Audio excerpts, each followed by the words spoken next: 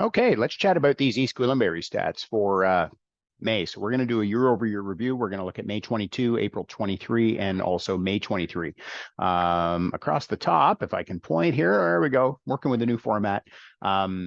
The number of sales, so S is representing sales, N is new listings that came out, and the A is active listings. Active listings are essentially what didn't sell and will carry over into the next month. So for May 22, we had 43 sales through the month, and that's across all home types.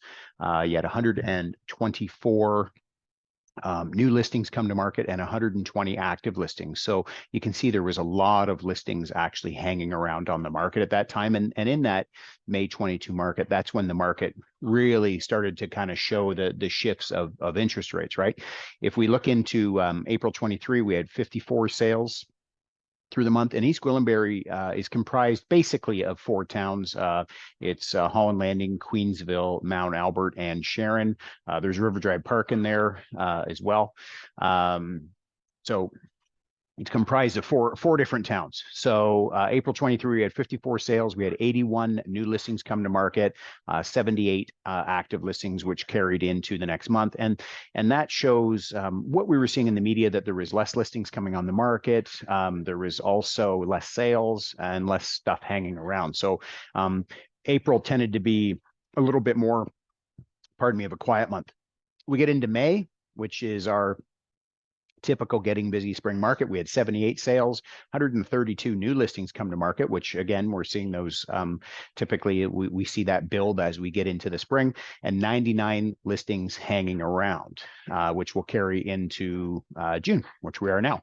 Average selling price was $1,365,000 in May 22, $1,328,000 in April of 23.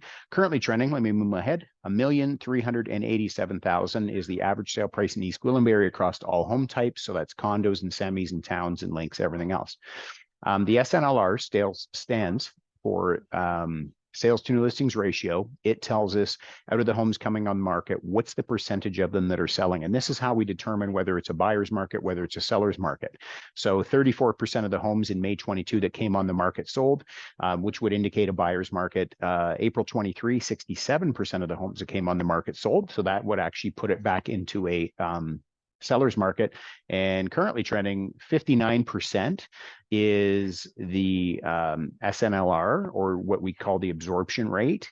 And so that would also be, a seller's market as well. So right on the cusp, actually, between 40 and 50%, between 50 and 60%, we consider that a balanced market. So it's right on the edge, but we did see a lot more listings come on the market.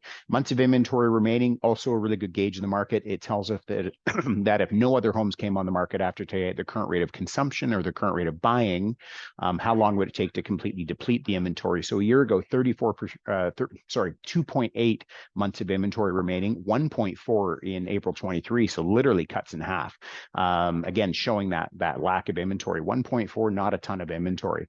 And then let me move my head here, 1.3 months of inventory as we get into May. And then, of course, that's how we started off June. So again, inventory levels low. So if you've been an active buyer out there, you're no doubt seeing a lot of multiple offers.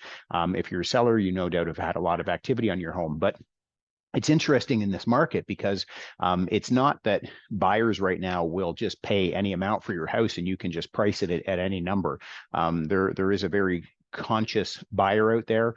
We are seeing a lot of homes sitting on the market right now that haven't been selling, that are overpriced. There are, in shifting markets like we've had over the last 12 months, you're always going to see sellers that kind of hope that that person walks into their house that really doesn't know anything about the market, that has a bag full of money and just will pay whatever they want for their home. But that's just not the case. So pricing is key in this market. When you're pricing your home to list, you have to have a sharp pencil. Sale price to list price ratio a year ago, home selling at 101% of asking. And I believe where you were going to see that a year ago is the what we saw the start of the deliberate underpricing of homes to what their actual market value is, and then the holding of offers. And that was a trend that really started. We saw a lot of bidding and a lot of homes going in multiple offers over through COVID, but it was really more naturally occurring in that there was a lack of inventory. And so homes just automatically lit up on fire and people would bid on them. What we were seeing in the last year is that you have to coax that process along a little bit more, and it's done more deliberately by, again, underpricing that house to its actual market value. So for an example, if the house expected value or the expected sale price is $1 million, they're pricing it at $799 or $899, holding a date to review offers. So a lot of times when you're driving the streets, and I've said this in other videos, when you're driving the streets and you see the signs sold over asking, that a lot of people's tendency is to go, oh my gosh, wow, another home sold over asking. It's not the case. It's total BS, in my opinion. Technically, it did sell over asking, but it was underpriced to begin with. So again, it was cultivating and fostering that multiple offer process. So in April 23, homes selling at 103% of ask, currently trending still at 100 and I can't get out of here. Yeah, 103, currently trending at 103. Days on market to get home sold 14 a year ago, 21 last month in April, currently still trending at 14 actually. So again, not a whole lot of time involved in getting your home sold on the market. Now the days on market counter does only reflect what it's going to take to get a home sold under that current listing. So that if that home had gone through a few price changes and had been on the market a few times or a number of months, it's only going to show the listing under which it sold. I hope you found this information helpful. If you have any questions about the data here, how it applies to your home, feel free to reach out.